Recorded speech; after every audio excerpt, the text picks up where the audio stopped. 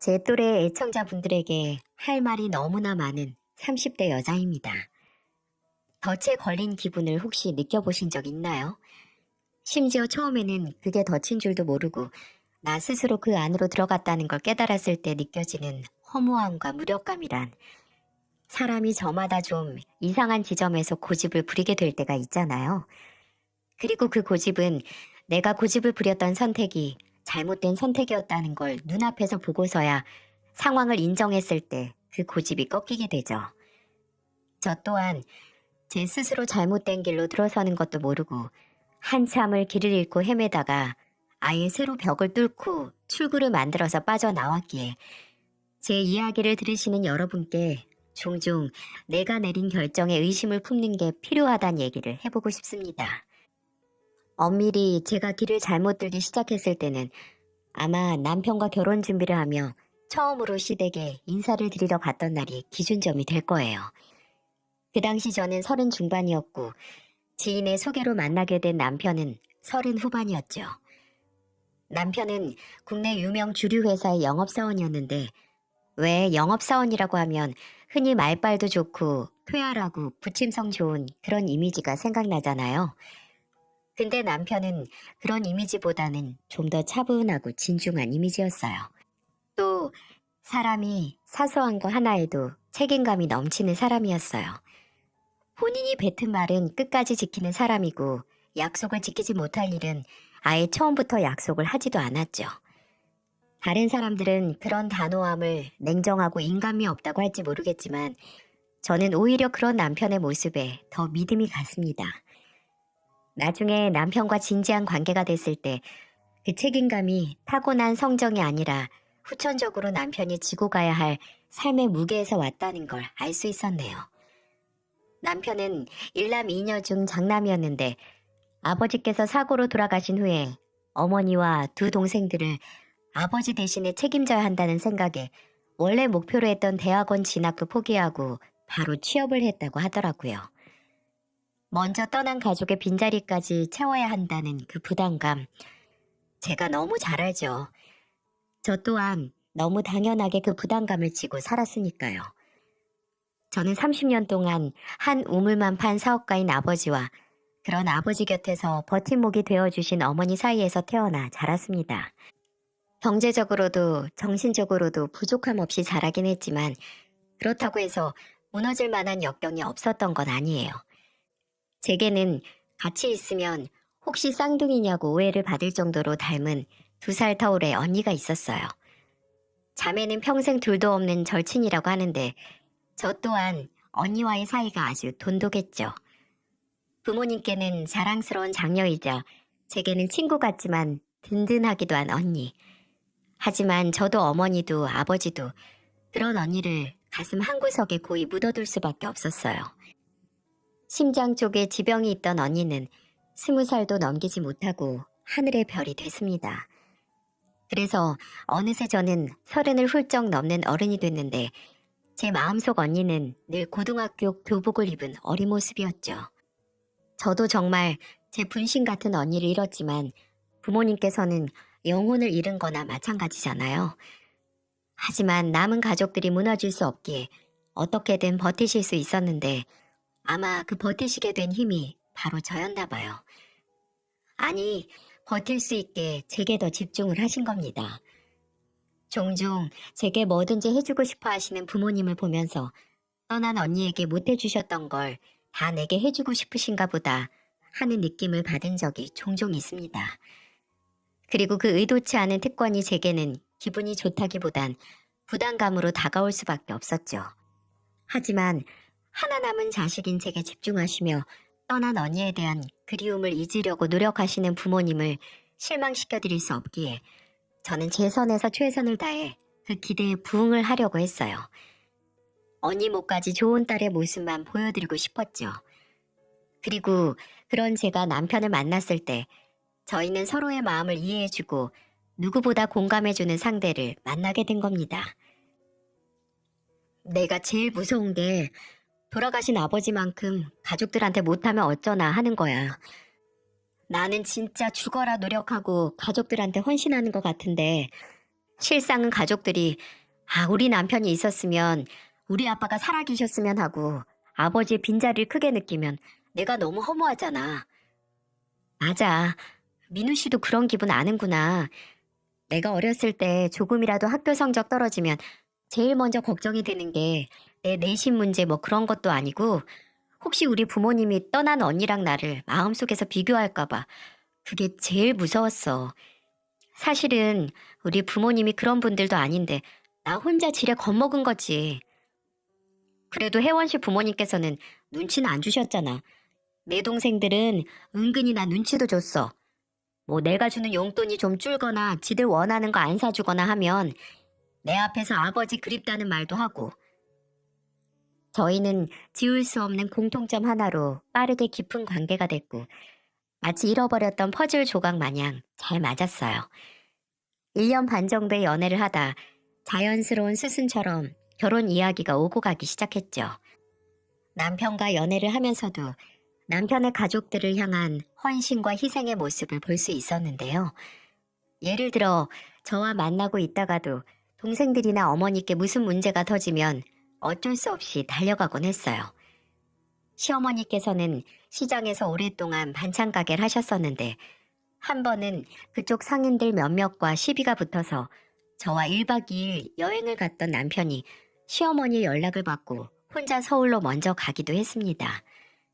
또 그 당시 미용사를 준비하고 있던 둘째 동생이 학원에서 사기인지 뭔지를 당했을 때도 바로 달려가서 해결했던 게 남편이었어요. 왜였을까요? 그때는 시어머니나 시누이들 주변에서 터지는 사건 사고들에 대한 생각보다 그저 가족들에게 문제가 생기면 바로 달려가는 남편의 어깨에 올려진 묵직한 책임감만 눈에 들어왔어요. 그랬기에 결혼 전 처음으로 시댁에 인사를 드리러 가는 날 제가 봤던 광경과 제가 느낀 기분은 어쩌면 예견됐던 결과지만 저만 보지 못했던 것일지도 몰라요. 일단 시댁으로 가서 제가 첫 번째로 놀랐던 건 바로 시어머니의 음식 솜씨였어요.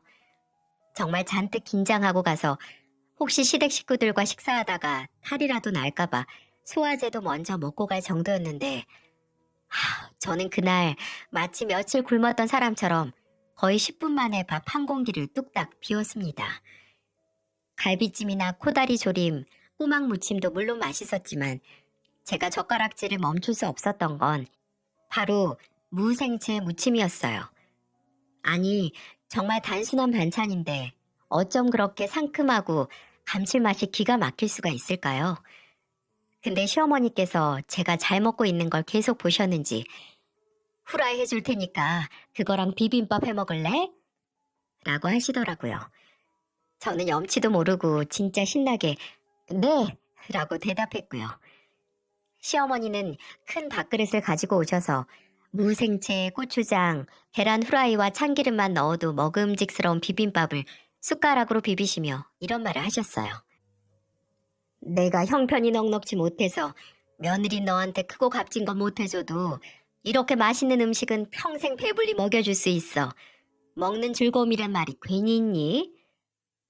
그때까지만 해도 마음만은 따뜻한 시어머니를 만난 것 같은 생각에 긴장했던 마음이 스르르 녹는 것 같았는데 시어머니는 다 비벼진 무생채 비빔밥을 제게 건네며 진짜 하고 싶었던 본심을 쏟아내시기 시작하셨어요. 봐서 알겠지만 이런 집에서 얼마가 나오겠니?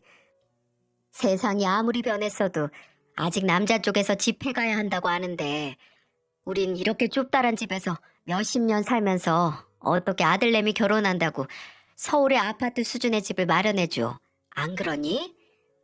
네? 어머님, 그건 염려하지 마세요. 당연히 저희들이 결혼하는 건데 저희가 살 집도 저희가 알아서 구해야죠. 그렇게 생각하면 다행인데 혹시 집은 안 해줬으니 혼수는 해주겠지. 이렇게 기대하는 거 아니냐? 예, 나도 세탁기, 냉장고, 저 TV 다 평균 7, 8년은 썼어. 저기 저 전자레인지는 언제 산 건 줄 아니? 여기 서인이 고등학교 졸업했을 때쯤 샀을 거다 아마. 그러니까 결론은 저와 남편의 결혼에 1,000원 한 장도 보태줄 여력이 없다는 걸 어필하시는 거였습니다. 뭐 어쩔 수 없죠. 어차피 시댁의 경제적 상황을 몰랐던 것도 아니고 뭔가 받을 생각도 추호도 없었거든요. 근데 시어머니의 말이 좀 불편하고 불쾌하더라고요. 저는 받을 생각도 없는데 마치 제가 뭔가 바라는 사람이라는 듯 나중에는 침까지 튀겨가면서 본인 집에는 정말 돈이 없다. 하루 벌어서 하루 산다는 걸 강조하는 시어머니. 그 모습을 보는데 아까 전까지만 해도 달큰하니 맛있던 무생채 맛이 왜 갑자기 씁쓸해지는 걸까요? 문제는 그뿐만이 아니었어요. 첫째 시누이가 갑자기 돈 얘기로 다운된 분위기를 띄운다고 주방에서 소주병을 들고 나오는 거예요. 그것도 옷자락 사이로 언뜻 보이는 문신이 가득한 팔뚝 안에 술병을 한아름 안고 말이죠. 야, 공서연, 갑자기 무슨 술이야? 너 내일 출근하잖아. 어? 나 내일 출근 안 해. 이번 달 초에 회사 그만뒀는데? 그리고 원래 좋은 날에는 술이 빠지면 안 되지. 그리고 엄마 코다리가 얼큰해서 막 술을 부르잖아. 새언니, 술 좀 해요? 술 장사하는 회사 다닌 남편 만나서 좋은 건 당연히 원하는 술을 간이 썩도록 먹을 수 있다는 거잖아요. 안 그래요? 맞아. 새언니도 술 좋아해서 우리 오빠랑 결혼하는 것도 좀 있죠? 평생 공짜 술은 보장된 거나 마찬가지니까. 아까는 슬슬 들어가던 반찬들이 갑자기 속에서 콱 얹히는 기분이 들었어요. 돈 얘기로 시작하다가 돈 얘기로 끝난 시어머니의 말과 아예 본인 오빠가 결혼할 사람 인사시키는 날 마련한 식사 자리를 순식간에 술상으로 바꿔서 지들끼리 신나서 부어라 마셔라 하는 시누이들. 그날 집에 오는 길을 데려다 주던 남편은 제게 철없는 누이들을 대신해 사과를 하긴 했지만 복잡해진 제 마음은 풀리지 않았어요. 물론 결혼의 조건에는 배우자를 보고 결심하는 게 8알이라고 하지만 앞으로 내가 가족이 될 시댁 식구들의 모습을 보고 나니 싱숭생숭해지더라고요. 집에 도착해서도 이래저래 생각이 많아져서 표정 관리를 못했는데 현관문을 들어서는 저를 마주한 아버지께서는 처음 시댁 식구를 보고 온 제게 물어볼 게 많은 표정이셨어요. 잘 갔다 왔어? 어땠니? 네? 네, 뭐 그냥 그랬어요. 엄마는요? 너 오면 물어볼 거 많다고 아까부터 기다리다가 몸살기가 좀 있는지 약 먹고 바로 잔다. 근데 혜원아, 너 표정이 왜 그러냐? 가서 무슨 일 있었어? 그냥 그랬던 것 같지가 않은데? 아니요, 일이라뇨. 시어머니 음식 솜씨가 좋아서 너무 많이 먹었나? 좀 얹혔나 봐요. 이놈아, 아빠 속에 생각하지 말어. 네 아빠가 그런 말에 그렇구나 하고 넘어갈 것 같냐? 얼른 말해봐. 뭐가 우리 딸 마음을 불편하게 만들었어? 귀신은 속여도 저희 아버지는 못 속이죠. 저는 착잡한 심정으로 아버지 곁에 앉아서 그날 있었던 일과 제가 느낀 감정에 대해 설명을 했습니다. 아버지께서는 처음부터 끝까지 끊지 않고 가만히 듣고만 계시다가 제 말이 끝나고 나서도 한참을 생각하시다가 입을 여셨어요. 그래, 혜원이 네가 뭐 때문에 마음이 불편했는지 또 뭘 걱정하는지 알겠다. 근데 이거 하나 딱 정리하고 넘어가 보자. 만약 혜원이 결혼 후에 네가 우려한 상황이 오면 공서방이 다른 거 다 제쳐두고 너 하나 지켜주고 네 편이 될 것 같아? 혜원이 네가 공서방을 얼마나 믿고 얼마나 사랑하는지 생각해 본 적 있느냐 그 말이야. 만일 나중에 무슨 일이 생겨도 우리 딸이 이 남자 아니면 안 된다. 이 남자와 가정을 꾸려서 행복해지고 싶다라고 결정을 하면 아빠는 무조건 우리 딸 도와줄 거야. 아빠가 공서방을 만나봤을 때 착실하고 괜찮은 청년이라고 생각하긴 했다만 혜원이 너만큼 겪어보지 못했잖아. 진짜 모습도 모르고. 제가 겪은 걸로만 봐도 사람 정말 좋아요. 저한테 참 잘하고 다정하고 책임감도 있고. 결혼을 한다면 이런 가정적인 남자랑 결혼하고 싶다고 생각했는데 오늘 그 식구들 보고 나니까 좀 싱숭생숭해졌어요. 그럼 됐지. 네가 보는 그 사람의 모습을 믿으면 된 거야. 물론 다른 가족들 때문에 걱정이 되는 건 알겠는데 어차피 같이 사는 것도 아니니까 너무 걱정 마라. 그리고 다른 걱정거리는 아빠가 덜어줄게. 그리고 아버지는 제게 신혼집을 마련해 주시겠다는 폭탄 선언을 하셨어요. 그 전까지만 해도 저와 남편이 모은 돈으로 전셋집을 얻으려고 이리저리 발품 팔며 알아봤는데 갑자기 아예 집을 해주신다니 너무 놀랐죠. 혹시나 또 하나 남은 자식에 대한 부채감 때문에 무리를 하시는 건 아닌가 했지만 제게 신혼집을 약속하시며 웃는 아버지의 표정을 보면서 더 거절을 할 수가 없더라고요. 제게 이 소식을 들은 남편은 바로 저희 집에 찾아와서 아버지와 어머니께 거의 절을 하는 기세로 감사의 인사를 했습니다. 염치불구하고 도움을 받는 만큼 따님을 행복하게 해주겠다고 정말 감사하다고 하면서 말이죠. 그날 아버지와 남편은 처음으로 장인과 사위 사이로 술 한 잔을 기울이게 됐고 서로 속 깊은 대화도 나눴어요. 그리고 아버지께서 신혼집을 해주신다는 소식에 기뻐한 건 남편뿐만이 아니었습니다.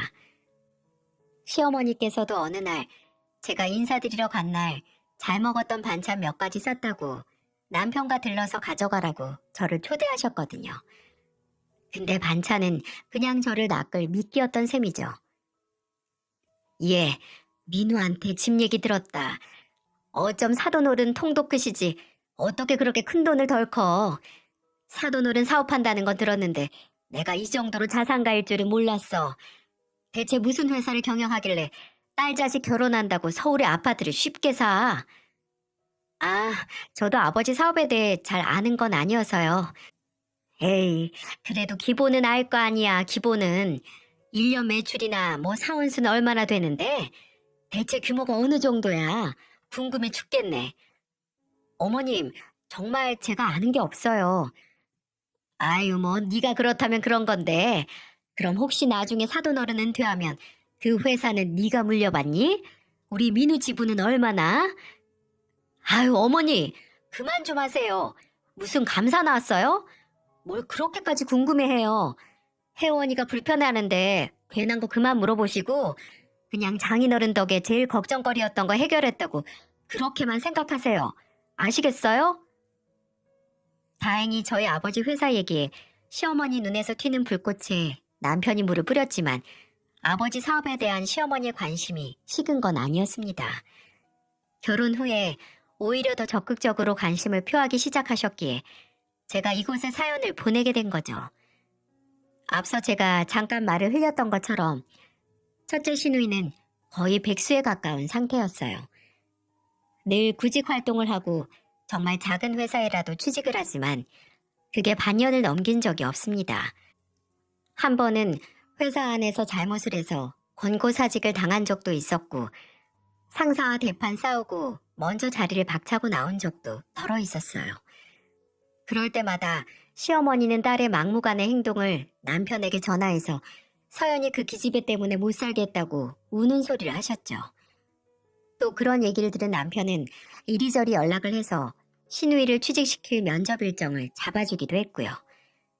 나중에 남편에게 동생 면접 잡아주다가 취직 후에 무단으로 때려친 적이 있어서 인간관계 여럿 버렸다는 얘기를 듣고 기함을 했네요. 근데 이제 그 버릴 인간관계 저도 포함되는 건가요? 어느 날 시어머니가 제게 연락을 하셨더라고요. 아유, 서연이 고개 또 일 때려치고 들어왔다. 내가 못 산다 진짜. 아니 세상에 입맛에 딱 맞는 직업이 어딨어. 다들 참고 돈 생각해서 버티고 하는 거지. 남편에게 해야 할 푸념을 제가 듣게 됐네요. 시어머니는 20분 동안을 첫째 시누이를 어떻게 하면 좋냐고 걔 때문에 제 명에 못 살겠다고 푸념을 늘어놓으셨고 저는 그냥 드러나 드리자 하는 생각에 중간중간 위로를 하며 시어머니 비위를 맞췄죠. 근데 어째 말이 이상한 곳으로 빠지기 시작하는 게 아니겠어요? 얘가 한 군데 자리를 못 잡는데 가만히 생각해보니 그냥 남 일이라고 생각해서 그런 것 같다. 주인의식이 하나 없으니까 그냥 뒤돌면 바로 끝이라는 생각에 마음을 못 붙이는 거지. 그래서 말인데 혜원아, 혹시 너희 아버지 회사에 남는 자리 없니? 내가 염치가 없이 편한 자리 달라곤 못하고 그냥 쓰레기통 비우는 청소일이라도 괜찮아. 네 아버지 회사면 얘도 눈치가 보이니까 잘 못 그만두지 않겠니? 그래도 가족 회사니까. 이건 대체 무슨 논리죠? 취직해서 일하는 시간보다 백수로 보내는 시간이 배는 더 많은 신우이가 저희 아버지 회사라고 갑자기 없던 성실함과 인내심이 생기겠냐고요. 그냥 시어머니께서 한심한 딸 모습 더는 보기 싫으니 쉽게 제게 부탁해서 치워버리려는 것뿐이죠. 당장 거기서 생각 있는 회사면 아마 신우이를 안 쓸 거라고 말하고 싶었지만 최대한 부드럽게 거절을 했습니다. 어머님, 어떻게 아가씨가 저희 아버지 회사라는 이유로 버틸 수 있겠어요? 지금까지 남편 지인들 도움으로 취직했을 때도 무단 퇴사해서 말 많았잖아요. 아니, 그래봤자 그건 남이고 이건 경우가 다르니까.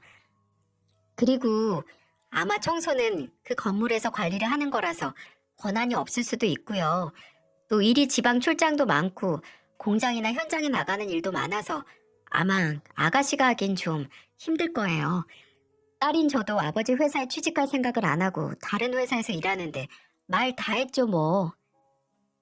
다행히 제가 좀 틈도 없이 단호하게 나가자 시어머니는 다른 말은 붙이지 않으셨고 나중에 제 얘기를 들은 남편도 이건 어머니가 선을 넘었다고 말하더라고요. 만약 본인 동생이 또 일을 그만두면 장인어른 보기 민망한 건 자기라고 말이죠. 이때까지만 해도 시댁 식구들이 관련된 문제에 대해 남편과 저와 어느 정도 같은 생각이라고 생각을 했습니다. 근데 시간이 갈수록 시누이들이 상상을 초월할 정도로 사건, 사고를 만들고 다니면서 저와 남편의 사고 자체가 완전히 다르다는 걸 알 수 있었어요. 하루는 밤에 남편이 전화 한 통을 받았어요. 잠결에 놀라서 더듬거리는 남편의 목소리를 듣고 깼는데 전화가 온 곳은 다름 아닌 경찰서였습니다. 늦은 밤까지 술을 마시던 시누이가 술집에서 옆자리 일행들과 시비가 걸렸고 결국 그 시비가 몸싸움으로 번졌다는 겁니다. 시누이는 그중 3명의 여자분의 얼굴과 몸에 생채기 붙어 한 명은 시누이가 발을 걸어서 발목 골절까지 입게 됐고 한 명은 손목을 꺾기까지 하더라고요. 아니 무슨 깡패입니까? 이게 한밤의 악몽이 아니면 뭐죠? 늘 그렇듯 남편은 그 밤에 부스스한 몰골로 경찰서에 달려갔고 해가 뜬 후에 피해자들에게 합의금을 지불하지 않으면 시누이는 전치 3주의 폭행죄로 고소를 당할 수도 있다는 소식을 들고 왔어요. 3명의 피해자에게 지급한 합의금만 합쳐서 1,000만 원이었는데 당장 백수로 놀고 있는 첫째 시누이와 하루 벌어 하루 산다는 시어머니가 어떻게 그 합의금을 물 수가 있겠어요? 미용실에 취직한 지 몇 년도 안 된 둘째 시누이도 그만한 돈을 모으지 못했을 테고요. 근데 이상하게 남편이 조용한 겁니다. 아가씨 합의금 어떻게 됐어? 기한이 언제까지라는 말도 없어?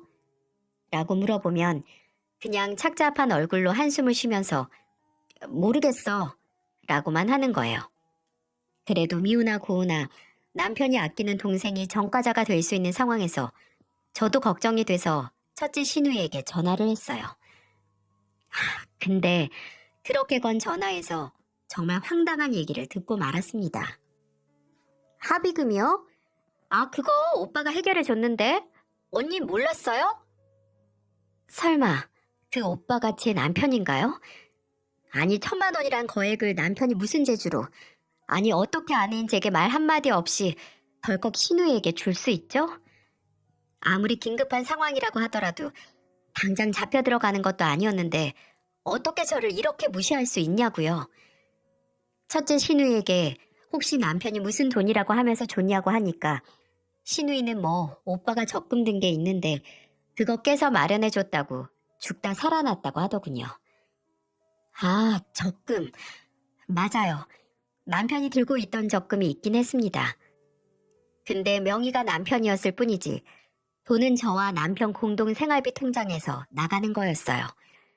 심지어 본인 월급에서 따로 모은 돈도 아닌 나와 함께 모으던 공용재산을 몰래 빼서 지 동생에게 주다니. 화가 난 전 그날 퇴근 후 집에서 마주친 남편에게 터지기 직전의 화산처럼 고요하게 분노했습니다. 근데 따지는 제게 남편이 한 말이 뭔지 아세요?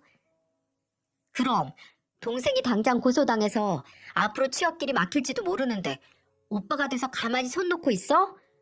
참, 솔직히 너도 그러는 거 아니야. 네 언니 죽고 외동처럼 자라서 형제자매 사이에 끈끈한 관계는 잊었나 본데 이럴 때는 당연히 두 발 뻗고 도와주는 거야.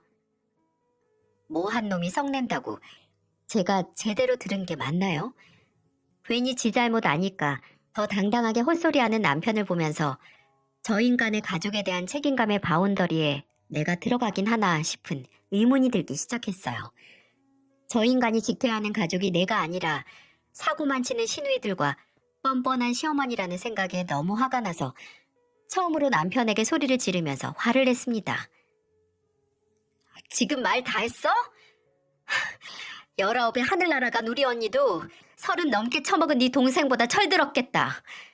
애초에 우리 언니는 네 동생들처럼 이런 일 자체를 안 만들지. 그리고 언제 내가 애초에 그 돈을 왜 주냐고 했어? 왜 나한테 의논도 없이 덜컥 먼저 주냐고. 주지 말자고 왜 줬냐고 탓하는 게 아니라 어떻게 이렇게 중요한 결정에서 날 완전히 무시할 수 있냐고 그 말하는 거잖아. 정말 멍청해서 말을 못 알아먹는 거야? 아니면 뻔뻔하게 못 알아먹는 척하는 거야? 저 스스로 놀랄 만큼 분개에 가깝게 소리를 질렀어요. 남편도 놀랐는지 갑자기 정신 차린 척하면서 미안하다, 생각이 짧았다. 본인도 따로 돈을 모으고 또 동생도 빨리 취업하게 해서 그 돈 갚을 수 있게 하겠다고 하더라고요. 근데 과연 남편이 그 이기적이고 경솔한 행동을 깨닫고 멈췄을까요? 아니었습니다. 결혼한 지 3개월도 안 돼서 또 일이 터졌어요. 종종 시누이들의 SNS를 보곤 했는데 시어머니께서 제게 아버지 회사에 첫째 시누이를 취직시켜 달라고 했던 후로 계속 백수로 지내는 첫째 시누이의 SNS를 보고 좀 의아했어요. 어떻게 2달 가까이 백수로 지낸 사람이 매일 친구들이랑 놀러 가고 새로운 물건을 사서 찍은 사진을 올릴 수 있는 거죠? 그 전에 취직했던 직장에서 1년은 고사하고 고작 수습기간만 보냈던 터라 실업급여를 타 쓰는 것도 아닐 텐데 말이죠. 좀 쎄했어요. 저렇게 흥청망청 놀면서 쓰는 돈의 출처에 있어서는 안 되는 그 사람이 있는 것 같더라고요. 한 80%의 확신을 갖고 남편이 자는 사이 남편의 휴대폰 속에 있는 은행과 신용카드 어플을 확인했어요. 혹시 현금을 빼거나 돈을 보내서 시누이에게 용돈을 주고 있는 건 아닌가 싶었거든요. 아니나 다를까 더한 짓을 했더라고요. 아예 첫째 시누이한테 카드를 하나 줬더군요. 남편이 갖고 있는 신용카드 중 하나의 내역을 확인해보니 남편이 전혀 쓰지 않았을 곳의 쇼핑 내역과 음식점 결제 내역, 심지어 숙박업소 이름으로 된 결제 내역이 수두룩하게 남아있었습니다. 첫째 시누이에게는 그 당시 만나던 남자가 있었거든요. 지 오빠 카드로 신나게 놀고 다녔던 겁니다. 이제는 머리가 끓는 게 아니라 하얗게 질려버리는 느낌이 들었어요. 예상이 가시죠? 그 신용카드 결제 대금이 빠져나가는 통장 또한 저희 생활비 통장이었어요. 와, 돌아버리겠더군요. 저는 자고 있는 남편을 깨워서 몇 주 동안 수십 번의 결제 내역이 찍혀있는 신용카드 내역을 들이밀었고 싸늘하게 식은 목소리로 말했어요. 이걸 보면 지금 당신이 멍청하게 기록이 남는 카드 써가면서 바람을 피운 거거나 아니면 백수인 당신 동생한테 신용카드를 마음껏 쓰라고 준 것 같은데 내 생각에는 후자 같거든. 뭐야, 자는 사람 깨워놓고 하는 소리가 고작 그거야? 왜 남의 휴대폰을 뒤지길? 그럼 네가 나한테 뒤지던가. 말 돌리지 말고 똑바로 말해. 언제까지 나이 먹은 동생 뒤치다꺼리 할 건데? 이렇게 살 거면 차라리 결혼 전에 말해주던가. 평생 먹여 살려야 하는 식구가 있으니 양해 바란다. 이렇게! 야, 넌 있는 집 자식이 뭐 그렇게 돈에 인색하냐? 애초에 네가 장인어른한테 말 잘해서 장인어른 회사에 서연이 일자리 딱 하나 만들어줬으면 내가 걔한테 돈 줄 일도 없었겠지. 그리고 내가 네 카드 줬어? 내가 내 돈 내 동생 준다는데 왜 이렇게 호들갑이야? 너 이거 월권이야, 월권? 너는 없는 집 자식이라서 내 돈, 네 돈 구분도 못하는 거 아니고? 결혼했는데 이제 와서 경제적으로 독립적으로 살자? 그래, 너 그 말 절대 후회하지 마.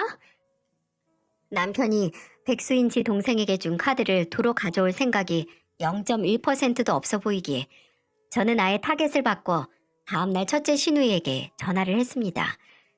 쓸 만큼 쓴 것 같으니까 카드 돌려달라고요. 카드 내어 꼬박꼬박 오빠한테 문자로 가는데 애인이랑 숙박업소 간 기록까지 가는 거 부끄럽지 않냐고 하면서 말이죠. 근데 그 오빠의 그 동생이라고 시누이는 뻔뻔하게 오히려 제게 부끄럽지 않냐고 하는 겁니다. 언니야말로 부끄럽지 않아요? 결혼한 지 얼마나 됐다고 남편이 어디에 돈 쓰는지 다 간섭하고 다녀요. 오빠가 나 쓰라고 준 카드까지 왜 간섭을 하냐고요. 그리고 언니가 나 취업시켜줬으면 애초에 이럴 일 없었어요. 언니가 다 자초한 거니까 너무 억울해하지 마요. 제가 그 건방진 말을 듣고 뭘 했을까요? 네, 카드 도난 신고를 해서 정지시켰습니다. 이미 남편의 휴대폰 번호, 주민번호, 카드번호, 비밀번호 등등 번호란 번호는 다 알기에 어려운 일이 아니었거든요. 제가 카드사에 전화해서 정지를 시키자마자 그날 밤 득달같이 시누이가 남편에게 전화를 했더라고요. 뭐 그날 친구들한테 한턱 낼 생각이었는데 다 먹고 카드 결제가 안 돼서 망신당했다고 울고 불고. 아니, 돈 한 푼 안 벌면서 왜 남의 돈으로 한턱 낼 생각을 할까요? 그리고 또 하나, 남편이나 시누이나 계속 제가 저희 아버지 회사에 자리 안 만들어줬다는 걸 걸고 넘어지기에 아예 그 입을 틀어막아야겠더라고요. 그래서 시어머니와 시누이 그리고 남편이 있는 자리에서 작정하고 말을 꺼냈습니다. 어머님, 저번에 저희 아버지 회사에 아가씨 취업할 수 있냐고 하셨죠? 이번에 아버지께 말씀드리니까 사무실이랑 화장실, 창고 청소하는 자리 하나 비었다고 생각 있으면 면접 보러 오라고 하셨는데 아가씨 어때요? 네? 청소요? 네, 청소요. 아가씨 합의금으로 빌려간 돈 나나 이 사람한테 갚으려면 빨리 취직해서 돈 벌어야죠. 무슨 그 돈을 왜 갚아요? 오빠가 그냥 나 쓰라고 준 건데. 무슨 소리예요? 그 돈이 아가씨 오빠만 모은 돈이 아니라 내가 모은 돈이기도 한데. 당신 말 안 했어? 아직. 그럼 지금 말하면 되겠네. 아무튼 아가씨 생각 있으면 아버지께 말씀드릴게요. 아무래도 직원들 출근하기 전까지 청소를 다 해야 하니까 아침 7시 전에는 출근해서 끝내고 화장실 청소는 그 후에 또 나머지 시간에는 자재 있는 창고까지. 들어보니까 아마 오후 5시까지는 끝나지 않을까요? 그리고 돈 갚는 건 매달 그 월급에서 따박따박 떼는 걸로. 어때요? 생각 있어요? 당연히 아버지 회사에 자리가 남았다는 건 새빨간 거짓말이었어요. 당연히 인내심이라고는 하나 없는 첫째 시누이가 저 조건을 받아들이지 않을 걸 알고 던진 말이었어요. 그때 뻥진 남편과 시어머니, 시누이의 그 표정. 비슷하게 생긴 가족들끼리 표정까지 비슷하게 지으니 꽤 재밌더라고요.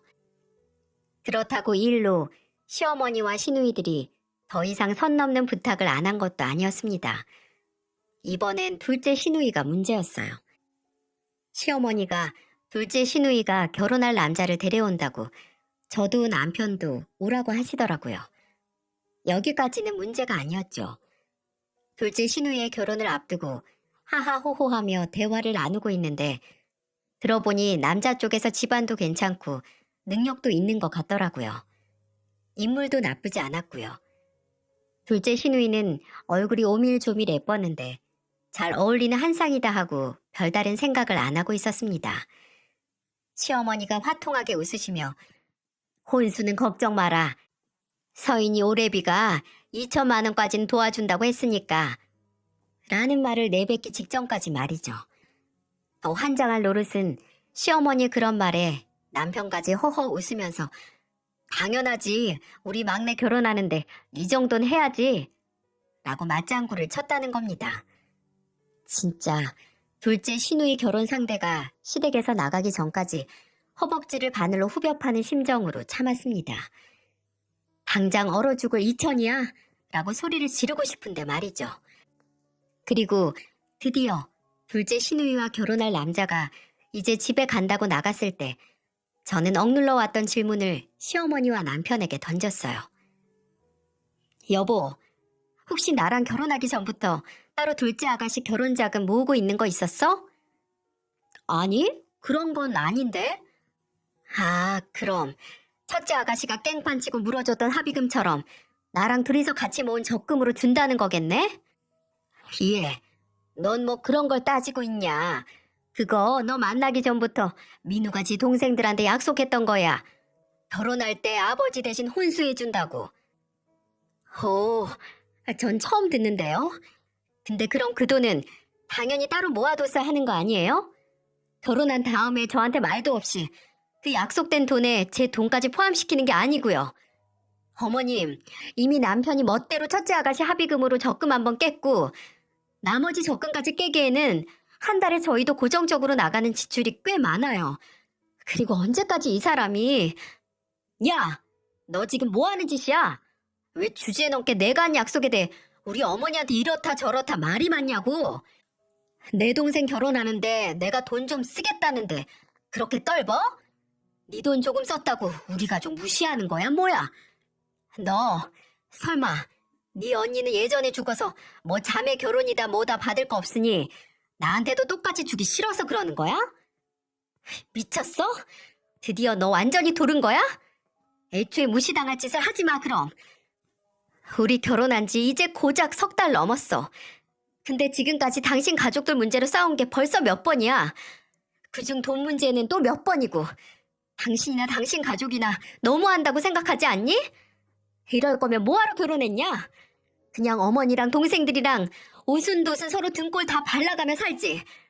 난 그렇게 못 살아. 내가 이 집에 물주로, 호구로 들어왔어? 그렇게 저는 시댁에서 나와 혼자 집으로 들어갔습니다. 이후에는 남편과도 시댁 사람들과도 진짜 대면 남처럼 지냈어요. 집에 남편과 둘이 있으면 대화도 거의 안 했고 찬바람 소리만 들렸죠. 근데 그런 어색하고 애매한 분위기가 유지도 되지 못하고 아예 박살이 나는 사건이 또다시 일어났습니다. 이게 모두 넉 달도 안 되는 시간 동안 일어났다고 하면 여러분께서 믿으실까요? 남편은 그날도 술 판다는 핑계로 주말임에도 아침 대바람부터 나갔고 저 혼자 집에 있었어요. 오랜만에 혼자서 느긋하게 보내는데 아직 점심도 되지 않은 시간에 시어머니에게서 전화가 왔더라고요. 네, 어머님. 옆에 민우 있니? 아니요, 나갔는데 무슨 일이세요? 예, 내가 어쩌다가 알게 됐는데 너 그 집 명의 아직도 민우랑 공동명의 아니니? 네? 갑자기 그걸 왜... 근데 어떻게 아셨어요? 그 사람이 그렇게 말했어요? 아니, 너 말 돌리지 말고 묻는 말에 대답이나 해. 같이 산 지 조금만 있으면 반년인데 어떻게 여직 너 혼자 그 집을 갖고 있어? 당장 내 아들 이름 넣어서 공동명의로 돌려야지. 어머님, 이 집 제 돈으로 산 것도 아니고 저희 아버지가 아버지 돈으로 산 집이에요. 딸 결혼했다고 제 명의로 해주시긴 했지만 아버지께서 살아계신 동안 일단은 아버지 재산인 집이라고요. 근데 왜 그걸 당연히 어머니께서 당장 공동명의로 돌리라고 하는지 이유를 모르겠네요. 흥, 얘 말하는 싸가지 봐라. 야, 너 거기 가만히 있어. 제게 가만히 있으라는 시어머니는 아예 첫째 시누이까지 대동해서 정말 집으로 찾아왔어요. 무슨 이유에선지 시누이는 음식 냄새 풀풀 나는 비닐봉지까지 들고 있었네요. 시어머니는 제 얼굴에 삿대질을 하며 다짜고짜 고래고래 소리를 지르기 시작했어요. 너 대체 뭐가 잘났는데? 뭐가 잘나서 시집와서 계속 내 아들 우리 집안을 무시해. 네가 뭐 직업이 잘났냐? 얼굴이 연예인급이야. 몸매가 잘 빠졌어. 그 조금 잘난 거라곤 지혜비 쬐깐한 사업인지 뭔지로 돈 좀 만지면서 살 것뿐인 주제. 네, 그 쬐깐한 사업으로 돈 벌어서 산 돈이 이 집이에요. 그렇게 무시하는 사업으로 돈 벌어서 산 집에 왜 그렇게 미련이 있으세요? 그리고 어머니, 저 결혼할 때 뭐 하나 사서 들려주신 적 있으세요? 나중에는 보내주시던 반찬도 반찬 가게 손님 없다고 저한테 사 먹으라고 하셨잖아요. 그런 분이야말로 대체 무슨 자격으로 명의를 돌리랴 마라 하세요? 와, 진짜 싸가지 없네. 엄마, 내가 말했잖아. 보통 싸가지가 아니라서 우리 둘이 말한다고 눈 하나 깜짝 안 해. 오빠 들어오면 오빠랑 같이 말해야지. 그러더니 신우이는 갑자기 들고 있던 비닐봉지에서 포장된 꼼장어 볶음과 야채 곱창 볶음을 꺼내더니 바닥에 펼쳐놓기 시작하더라고요. 물론 그놈의 술도 빠지지 않았습니다. 남편이 오기 전까지 기다린다고 신우이와 시어머니는 거실 바닥에 자리를 피고 앉아서 낮술을 마시기 시작했어요. 정말 제가 세상에서 봤던 그 어떤 것보다 추하고 어처구니가 없는 광경이었습니다. 마치 이성은 없고 본성만 남은 날것의 어떤 걸 보는 기분이었어요. 그래, 알아서 해라라고 생각하며 저는 안방으로 들어갔네요. 남편이 오든 말든 달라질 것 없으니 지들이 알아서 지쳐 떨어져 나가길 바랬어요. 아예 상식 수준이 맞질 않으니 상대할 힘도 나지 않았거든요. 몇 시간이 지났을까 불현대 초인종이 눌리는 소리가 들렸습니다. 거실에서 쿵쾅거리는 인간들 때문에 나가보기 싫었는데 문을 열 때까지 누를 기세를 울리는 소리에 어쩔 수 없이 나가봤어요. 그칠 김이 없던 초인종의 정체는 바로 아랫집 이웃이었어요. 주말에 울리는 발 망치질 소리 때문에 참다 올라온 이웃 말이죠. 저는 어쩔 수 없이 일단 사과를 한 뒤 올라와서 썽을 내던 사람을 돌려보내고 거실로 도로 들어왔습니다. 나는 내가 하지도 않은 잘못 때문에 이웃에게 고개 숙여 사과를 했는데 술이나 처먹고 지들끼리 발을 구르며 깔깔거리는 두 사람을 보고 이성의 끈이 뚝 하고 끊어지는 소리가 나더군요.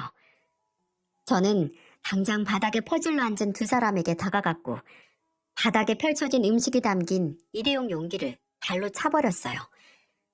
하늘로 날아오르는 일회용 용기에서 튀기는 빨간 기름이 시어머니와 신우의 얼굴에 사정없이 튀었고 웃고 있던 표정은 한순간에 일그러졌습니다. 작작 좀 해요, 작작. 우리 아버지가 사준 내 집 명의 안 바꿔준다고 시위하는 거예요? 두 사람 다 나한테 이럴 자격도 권리도 없으니까 이제 그만 좀 하라고요. 너 정말 미쳤구나. 완전히 미쳤어. 너야말로 이게 뭐 하는 짓이야? 누가 돈 좀 썼다고 잘난 척하면서 사람을 무시하래? 네가 이따위로 구니까 우리가 널 가족으로 받아들일 수 없는 거야. 이럴 거면 뭐하러 결혼해서 사니? 차라리 이혼해라. 이혼해서 너희 아버지가 사준 집에서 혼자 살아봐. 순간 참을 수가 없더라고요. 시어머니 입에서 나온 이혼이란 단어에 분노가 아닌 웃음을 참을 수가 없어서 저도 모르게 당기는 배를 잡고 라고 웃어버렸습니다. 시어머니도 신우이도 호파에 바람 들어간 사람처럼 웃어 제끼는 절 보고 황당해하는데 저는 눈가에 고인 눈물을 닦으며 말했어요. 이혼? 무슨 이혼이요? 이혼할 것도 없어요. 그냥 그쪽 아들 집만 이 집에서 쏙 빼면 되니까. 아, 온 김에 아예 두 사람이 챙겨갈래요? 아니면 내가 용달 불러서 보내도 되고. 뭐? 이게 지금 뭐라는 거야? 짐을 빼긴 뭘 빼? 내가 명의만 안 바꾼 줄 알아요? 백내 아들이랑 나랑 아직 혼인신고도 안 했어. 법적으로 헤어지면 서류 한 장 안 남는 남남이라고. 맞아요. 사실 저와 남편, 아니 혼인신고도 안 한 이 상황에서 남편이라 칭하기도 뭐하네요. 그 인간과 저는 혼인신고를 안 한 상태였습니다. 원래 하려고 했는데 첫째 신우의 합의금 문제가 터지고 제가 좀 미루고 있었거든요. 그 인간과의 관계에 의문이 생기기 시작했으니까요. 사이가 안 좋아져서 한 결정이 이렇게 큰 도움이 됐네요. 이 마당에 명목상 시어머니 신우이 대접할 이유도 없으니 저는 당장 내 집에서 나가라고 소리를 질렀습니다. 제가 어디까지 했냐면 경찰까지 불렀어요.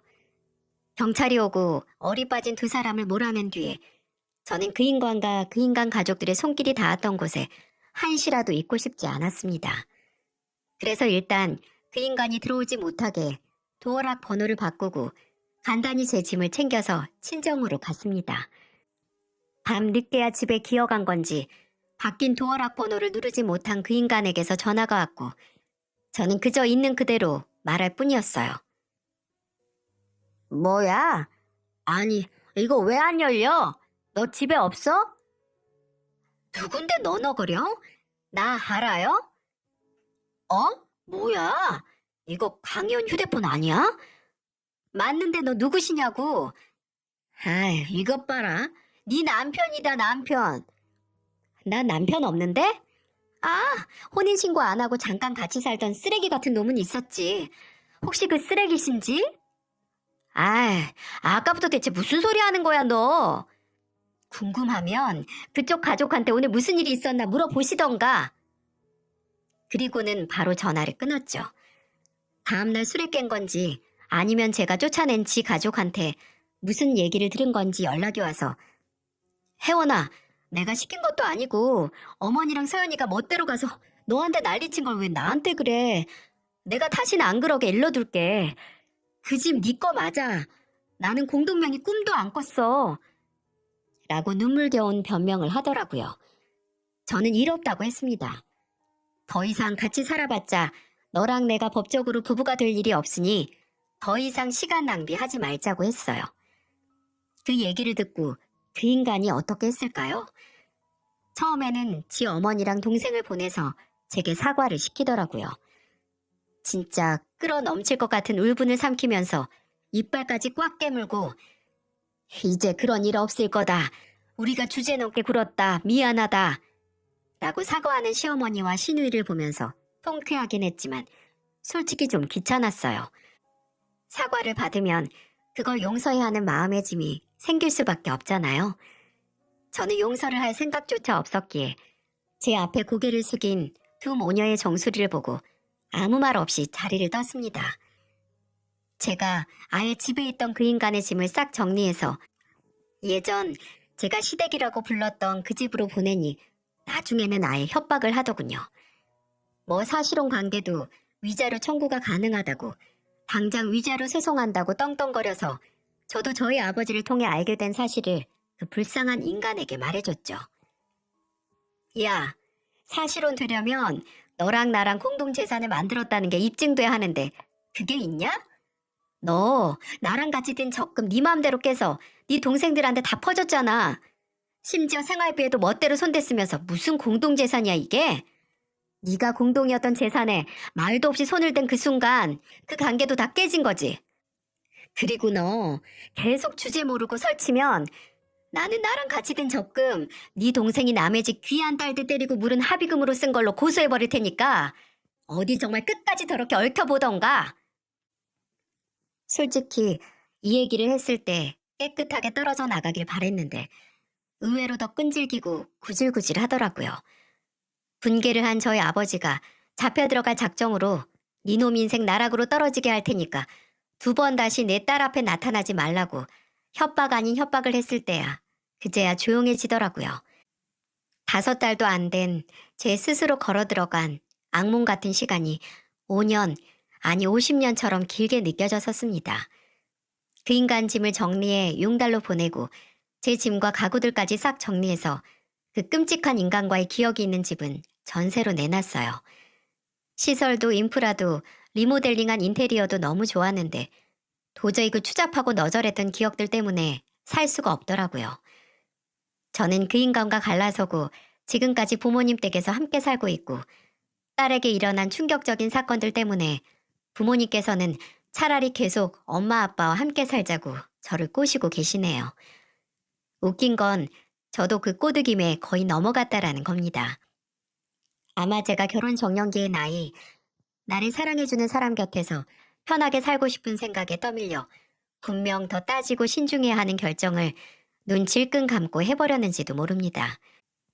지금도 가만히 생각해보면 그 인간과 결혼을 결심해서는 안 되는 하기 전에 도망가야 하는 사인들이 불현듯 떠오르거든요.